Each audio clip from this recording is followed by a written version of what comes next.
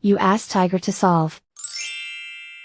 This deals with linear equations with one unknown. The final result is x equals -9. Let's solve it step by step. Simplify the expression. Expand the parentheses.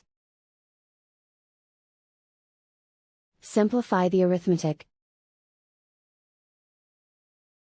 Multiply the coefficients.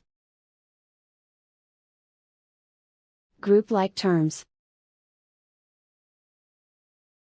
Simplify the arithmetic. Group all constants on the right side of the equation. Subtract 32 from both sides. Simplify the arithmetic.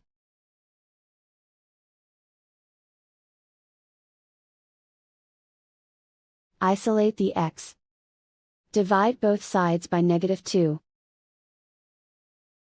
Cancel out the negatives.